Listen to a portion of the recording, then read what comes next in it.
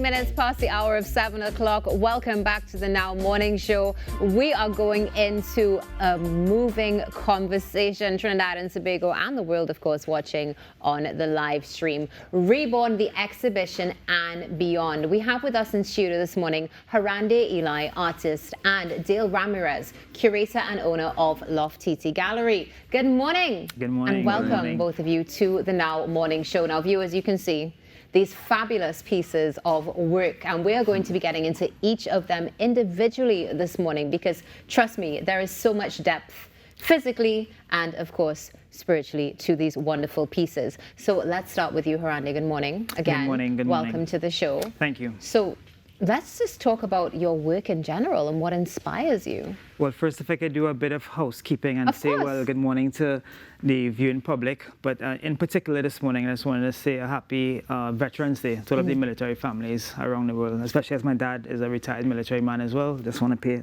homage to those guys. Yeah, definitely. So, yeah, tell us about what inspires you to, what moves you to do these wonderful pieces of work.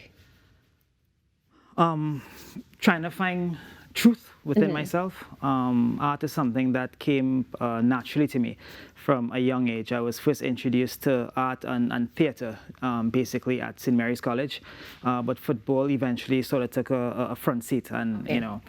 But it wasn't until years later, and specifically throughout the pandemic, where I sort of tapped back into that. And these are some of the even to myself, surprising outcomes of that introspection, so to speak. I love the fact that you said surprising, because, I mean, just looking at these right now, Dale, I can only imagine how you felt when you saw these pieces. What was the exhibition like, Dale? Well, the Reborn exhibit had 63 artists. Okay. Harande was one of them. And the show was just, it was more along the lines of getting the artists back into the gallery after 2.5 years. The gallery itself had closed down completely. We had lost the premises. But because art is so important, and because it's my passion as well, at least to create the platforms. People ask me, are you an artist? I said, I guess my canvas is the bricks and mortar of the space. And guys like Harande, they create an actual canvas with a frame. But the exhibit was successful because we got 63 artists, 140 pieces of art, and about 20% sold. And that's one of the driving forces of the gallery as well, like to bridge the commercial viability of the work with a buyer. You know, so sometimes people are intimidated to get into a gallery space. Loft has always been, it has an open door policy pretty much. There's just the perception that Loft is a very relaxed but well-organized art gallery. Well, it definitely, from what you're sharing with us right now, it was very well executed as well. So congratulations to you. Thank you. And hopefully as we go through this interview, we can learn a bit more. Sure. But for now, Harande, we need to come to you. And if we can just touch on what it was like being in the Reborn exhibition. I think it was a welcomed opportunity, not just for myself, but artists within the local industry to be able to come back out and exhibit and get some work done, and the economy, I guess, sort of moving again. The professionalism at the gallery, I think, was second to none. I think the environment really lends to that artistic vibe. And for me in particular, even though there are some specific mentors that I have, Peter Doig being one, Nigel Joseph being one, my vibe with art is more artistry in general, because I express myself via photography, music, a number of different things. So coming from a performing arts background, not on stage, but more in a background where formerly operations manager at the International Soca Monarch, I've been around artistry and art for a long time in many different forms. And me now tapping into, I guess, my specific customized expression, this is, you know, more or less what came to the forefront. I think apart from excellent supporters like Dale, there are a couple communities that you find that support. I think anims for me in particular, I find a number of my materials and whatnot there and support for different projects. So, you know, them supporting local artists, it makes a big difference. Just last night, we were hanging at District and Shay passed by and we probably spent maybe about 45 minutes talking about a particular piece that he brought in terms of the process and whatnot. And for me in particular, being newer on the local art scene and for someone like him, being as seasoned and well-known as he is, accepted and given that vibe, I think that's what the space offers, that kind of energy and whatnot, you know. And it's so important to provide that safe space so that everybody is able to actually come together and just get into alignment and produce amazing works like these. So, yeah. Harande, let's jump into your pieces. I mean, by all means, you choose where you would like to start and share with us what inspired you and what messages you are evoking from these. I think not being traditionally trained, my art flows from emotion and experiences. My inner circle, I have a very tight-knit inner circle. My family is, I think, my parents, my wife of 23 years, 24 in May next year. My manager, Nigel Roberts, out in Michigan, and a couple other close friends, sharing intimate experiences with them. I think, and some of their stories, some of my stories is basically what you're seeing on canvas.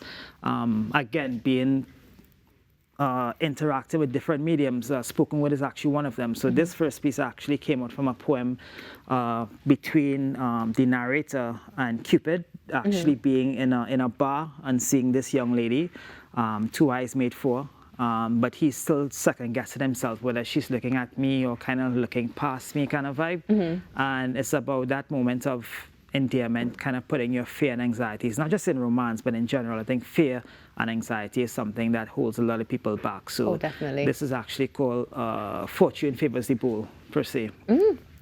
This second piece here basically is called Make It. I think in life generally, you have two decisions. Right. Either make it or fail. And this couple here is on their journey to make it to their metaphoric Zion, leaving what you see in the background as another metaphoric Babylon with flames and whatnot.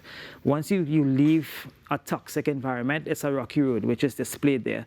And they're leaving that behind, so they're moving in unison towards their happy place, if you want to call it that, their mental balance. But most times when you are in turmoil, the forces don't have a lot of work to do with you. They kind of leave you alone to be. But when you take that mental shift, I think that's where the metaphoric serpent comes into play. And as we say in local parlance, try to tie you up, which is what is being displayed there. But they experiencing that and fighting through those elements, as you can see, even losing limb, still swinging for their liberty, so to speak. So that's pretty much what that expresses there. And something that really pops out with this piece in particular is your incorporation of other elements into your art. Yeah. Seeing some coral, some stones, we're seeing swords, and it just, you really have brought everything together along with your messages. Yeah, as a matter of fact, I had an art critic a couple of years ago, fortunately by Peter Doig, a renowned world artist, and he actually said to me that the elements that I bring in my painting is really unusual, and they have what he considers soul. And even though he is internationally well-traveled in terms of exhibitions and whatnot, among a lot of successful artists, he says soul is something that you hardly find, so that I should run with it. So I just want to say hats off to Peter. I think he's based out in England right now for that bit of cheering on, so to speak. You know. Yeah, definitely lots of soul here. Now there's a lot of soul in this one as well. Yes, this one is called Reminiscent Future. It's another abstract expression of someone working through mental illness, so to speak, sort of enslaved by allowing their mind to dictate their thoughts. Most times we think that our minds are us, but it's not. We are actually what just behind that, something I like to call the second word theory. Kind of, if you quiet yourself enough, you breathe and center yourself enough, you will actually be able to recognize that there's a distance between yourself and your mind. And this basically is someone putting themselves in what would be a metaphoric imprisoned situation because of their inability to conquer their own mind. You know, so it's him being there, sort of reminiscing on his family in terms of what was and trying to work his way back to this reality.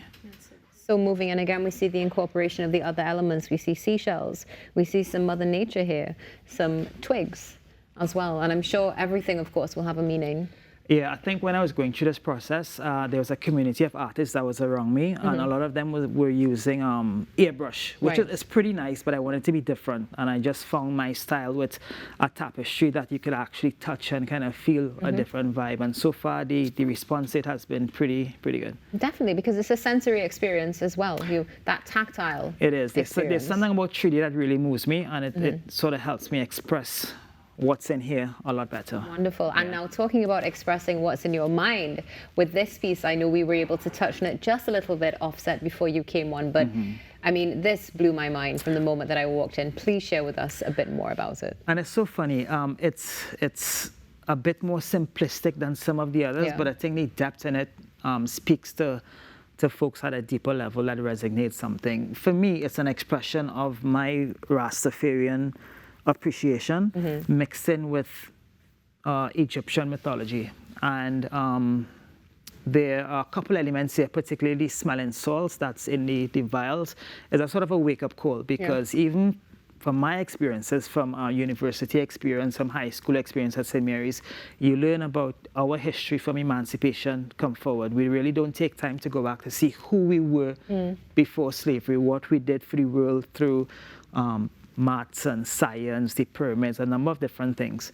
Apart from that, if you notice in most of my paintings, there is a strong female element. I like to position myself more as a feminist. So in this one in particular, Isis, I think if this encourages anything, just Google Isis and see what her story was between herself, her son, her husband, and it's an odyssey that's pretty long, but if you really go into the depths of it with the battles between Horus and Seth and what she had to go through for her family, I think she was the real backbone of those alpha masculine figures. And mythology, in essence, a lot of people take it as whimsical, but if you really tap into what mythology is, there's a lot more truth in it.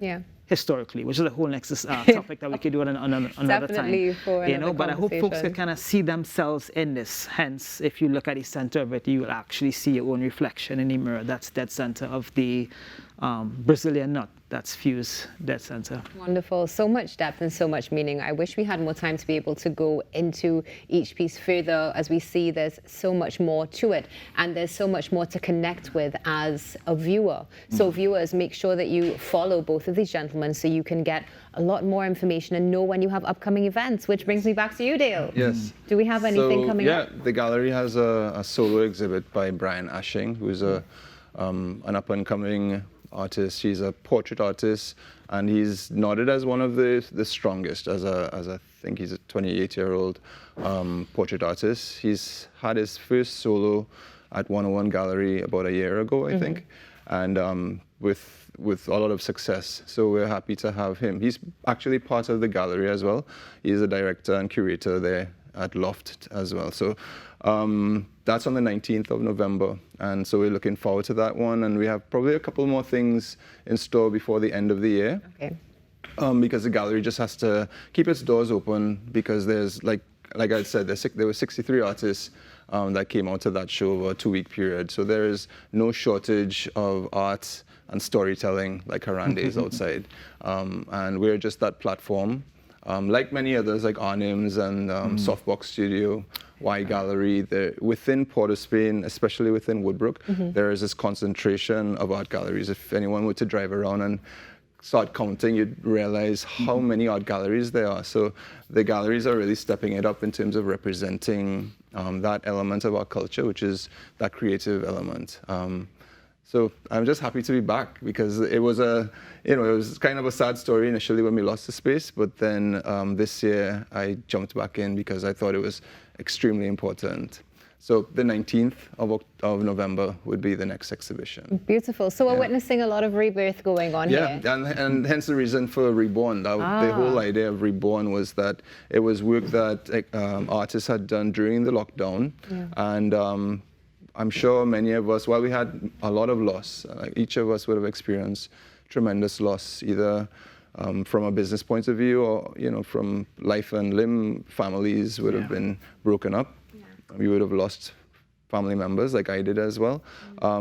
But the recovery is always important, and the rebirth is important. So that was an easy way for us to step back into the fray. And we appreciate the fact that you are bringing this to us as an offering as a society, because there is always room for art. There is always room for growth. Dale, thank you so much for being with us this morning. Harande, thank you for being with us this morning as well. Trinidad and Tobago, this is the Now Morning Show. You just heard from Dale. There is so much to do in Trinidad. Go out, check out your art galleries, and make sure that you go to the Loft on the 19th. We'll be back with more on the Now Morning Show. It's almost time for food. Stay tuned.